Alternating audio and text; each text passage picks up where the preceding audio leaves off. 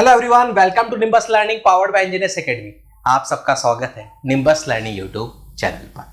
आज के इस वीडियो में हम बात करेंगे एक और RSCB JEE 2025 टॉपर के साथ। मेरे साथ हैं यश, जिन्होंने हाल ही में RSCB JEE के एग्जाम में रैंक 6 हासिल की है। तो उन्हीं से जानेंगे क्या रहा उनका एक्सपीरियंस, क्या रहे हर्डल्स, सब कुछ। तो सबसे पहले यश, आपको बहुत बहुत बधाई, आपको और आपके पूरे परिवार को इस बड़े अचीवमेंट के लिए। Thank you sir. तो क्या रहा पूरा ये सफर, एक बार आप बताओ।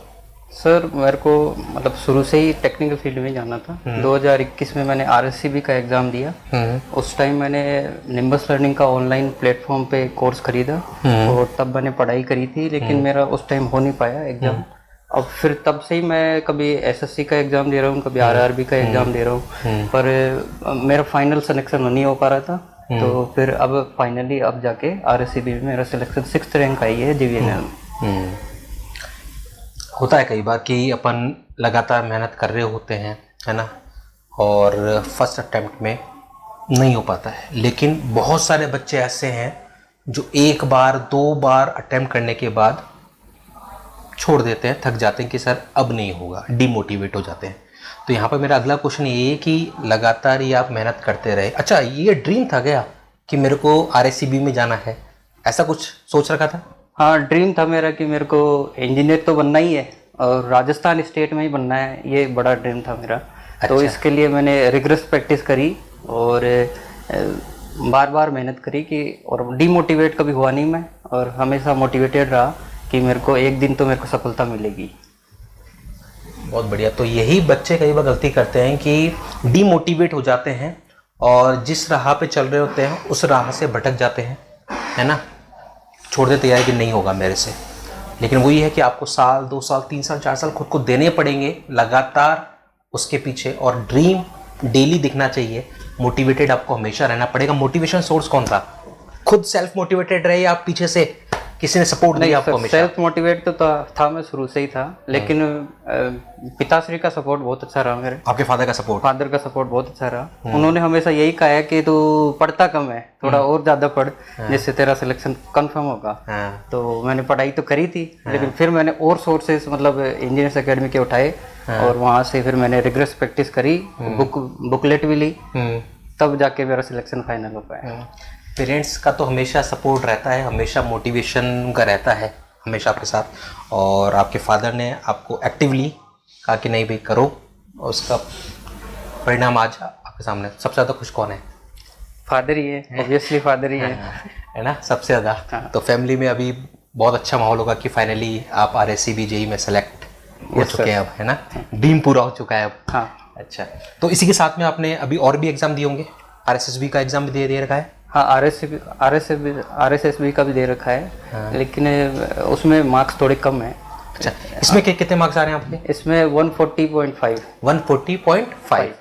टेक्निकल में कितने हैं? टेक्निकल में 83। और नॉन टेक्निकल? 57.5। अच्छा, काफ़ी सारे बच्चों का ये रहता है सर टेक्निकल तो हमारा स्ट्रॉन्ग है। हाँ। लेकिन नॉन टेक्निकल में हम मार्क्स स्कोर नहीं कर पाते। तो उसके लिए आपने क्या स्ट्रेटजी फॉलो की? नहीं, उसके लिए तो मैं यही कहूँगा कि आप नॉन टेक्निकल को हर्डल ना बनाएं, और कोई बड़ी बात नहीं है। आपका इंटरेस्ट होगा तो आप अच्छे से मतलब उसमें भी मार्क्स अचीव कर लेंगे। मेरा भी इंटरेस्ट हमेशा से नॉन टेक्निकल में था, तो मेरा अच्छा ही हुआ है। तो आप मतलब नॉन टेक्निकल जो है वो आपकी सफलता में बाधा नहीं बन सकती। हाँ, थोड़ा सा बस इंटरेस्ट रख के उसको इंटरेस्ट रखो और रेगुलर। क्योंकि नॉन टेक्निकल से एक्चुअली क्या है कि ऑब्वियस ही बात है कि हम सब इंजीनियर, तो इंजीनियर ये है कि कभी non technical background GK 10th के बाद कभी पढ़ी नहीं है। साइंस कभी ज़्यादा देखी नहीं, ठीक है, फिजिक्स थी, मैथ्स ठीक है, लेकिन ये सब चीज़ें रही नहीं। तो होता है ना कि बच्चों को, तो वो स्थिति आपके साथ नहीं, हर एक एस्पिरेंट के साथ ही वही है। तो उस स्थिति से बाहर निकलकर जो जितना जल्दी जितना ज़्यादा मेहनत कर लेगा उस पर, उसको सफलता मिलेगी। नहीं सर, स्टार्टिंग में मेरे साथ भी ऐसा ही था। फिर मैंने वीडियो से ट्राई किया कि नॉन टेक्निकल समझूं थोड़ा, फिर वहाँ से मेरे को मोटिवेशन मिला और फिर मैंने बुक उठाई, तब जाके समझ में आया। अच्छा, एक चीज़ और, यहाँ पर बच्चे कई बार होता है कि ठीक है सर कोई कोर्स हमने ज्वाइन कर लिया, कोर्स कंप्लीट कर लिया, एग्ज़ाम दे लिए, तो यहाँ पर आपने क्या सेम स्ट्रेटजी फॉलो की? प्रैक्टिस सर प्रैक्टिस तो करती है? बहुत इम्पोर्टेंट है। प्रैक्टिस के बिना आप सिलेक्शन श्योर नहीं कर सकते, क्योंकि प्रैक्टिस आप जब तक रिगरस प्रैक्टिस बार बार प्रैक्टिस नहीं करोगे एक सोर्स की, ये point। एक बच्चे गलती क्या करते हैं, मल्टीपल सोर्स उठा लेते हैं और उसका रिवीजन बार बार नहीं कर पाते। तो आपको सोर्स लिमिटेड रखना है और रिवीजन बार बार करना है। ये बहुत इंपॉर्टेंट पॉइंट, बहुत इंपॉर्टेंट बात कही है यहाँ पर यश ने, कि आपको सोर्सेज बहुत सारे नहीं, लिमिटेड सोर्स करो हर बार कि मेरे को इसी में से करने हैं, और उसकी बार बार प्रैक्टिस करो, बार बार प्रैक्टिस करो। बच्चे यहाँ पर गलती कर देते हैं कि सोर्सेज बहुत सारे ले लेते हैं, फिर वो कंफ्यूज होते हैं। मतलब चाहे वो वीडियो लेक्चर्स हों, चाहे ऑफलाइन बुक्स हों, प्रैक्टिस बुक्स हों, बहुत सारे सोर्स ले लेते हैं, फिर कंफ्यूज होते हैं कि आधा यहाँ से पढ़ लेता हूँ, हाँ, आधा यहाँ से कर लेता हूँ, आधा यहाँ से, और अल्टीमेटली वो आधा नहीं, कुछ नहीं होता। सही कह रहा हूँ? सही कह रहे हो, है ना? तो सोर्स फिक्स करो और उन सोर्स को आप बेस्ट तरीके से यूज कर लो। राइट?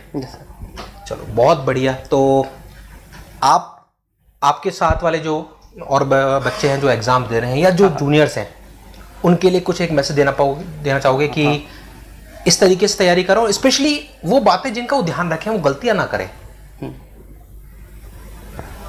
आपको मतलब सबसे पहले तो अपना सिलेबस पूरा करना है, और सिलेबस पूरा करने के साथ उसमें मतलब बार बार मल्टीपल रिवीजन, मतलब सोर्स जो आपने लिया था, चूज किया था, उस पर बिलीव करना है कि ये सोर्स सही है, और उसी का मल्टीपल रिवीजन करना है। और जब रिवीजन अच्छा हो जाए तो आपको प्रैक्टिस भी करनी है, और रिगरस प्रैक्टिस बार बार रेगुलर प्रैक्टिस करनी है, और फिर जब प्रैक्टिस भी पूरी हो जाए तो आपको टेस्ट सीरीज जरूर लगानी है। तो यश ने इस तरीके से अपनी तैयारी की और इस तरीके से एग्ज़ाम्स को क्रैक किया। इंजीनियर्स एकेडमी से 2021-22 में जो RSCB की वैकेंसी थी, उस टाइम पर ये जुड़े थे ऑनलाइन कोर्स के थ्रू। ऑनलाइन कोर्स आपने पूरा कवर किया। Yes sir. उसके बाद इंजीनियर्स एकेडमी की प्रैक्टिस बुक आती है, MCQ बुक 6500 प्लस वाली, शायद आपने सॉल्व की होगी, है ना? अब तो वो और अपडेट होके 10,000 प्लस क्वेश्चंस की हो गई है, 2 वॉल्यूम हो गए। पहले आपके पास 1 वॉल्यूम था, वो 2 वॉल्यूम हो गए। तो वो उन्होंने मल्टीपल टाइम्स हर एग्जाम के साथ, आपने देखा होगा और भी जो टॉपर स्टॉक हो रही हैं उनमें बच्चे यही कह रहे हैं कि सर हमने उस MCQ बुक को 3-4 बार हर एग्जाम से पहले हमने उस पूरी बुक को सॉल्व किया और उसका फ़ायदा मिला। और ये हम नहीं, टॉपर्स ही कह रहे हैं कि आप जितनी ज़्यादा प्रैक्टिस करोगे लिमिटेड सोर्स के साथ, उतना फ़ायदा मिलेगा। तो वीडियो कोर्स लिया ऑनलाइन, उसके बाद फिर उन्होंने बुक से प्रैक्टिस की और फिर टेस्ट सीरीज दी, तब जाके अब ये इस मुकाम पे हैं कि फाइनली RSCB JEE 2025 में सेलेक्टेड है। आगे का क्या प्लान है सर? अब आगे AN का प्रिपरेशन करेंगे। AN के प्रिपरेशन की तरफ। JEE का जॉब है सिक्योर, तो अब AE की वैकेंसी, AE RPSC या RSCB? RSCB यानी कि ड्रीम है RSCB में जाने का। Yes sir. है ना? तो ड्रीम है कि RSCB में ही जॉब लेनी है। अभी JEE की जॉब पे है और आगे मौका मिला तो AE के लिए ट्राई करेंगे। Yes sir. चलिए, बहुत बढ़िया लगा यश आपसे मिलके, और अगेन आपको वापस से आपकी सफलता के लिए पूरे इंजीनियर्स एकेडमी और निम्बस लर्निंग टीम की तरफ से बहुत बहुत शुभकामनाएं। Thank you sir. गाइस, आप ध्यान रखें, जो भी आपको यहाँ से इम्पोर्टेंट पॉइंट्स मिले हैं, जो इम्पोर्टेंट बातें जो आपको ध्यान रखनी है अपनी तैयारी के दौरान, वो आप ध्यान रखें, वो गलतियाँ आप ना करें जो बाकी एस्पिरेंट्स करते हैं। ऐसे ही मोटिवेशनल और टॉपर स्टॉक आपको मिलते रहेंगे निम्बस लर्निंग पर। चैनल पर नए हैं, चैनल को सब्सक्राइब जरूर कर लें। मिलते हैं अगले वीडियो में अगली एक और नई सक्सेस स्टोरी के साथ। Thank you.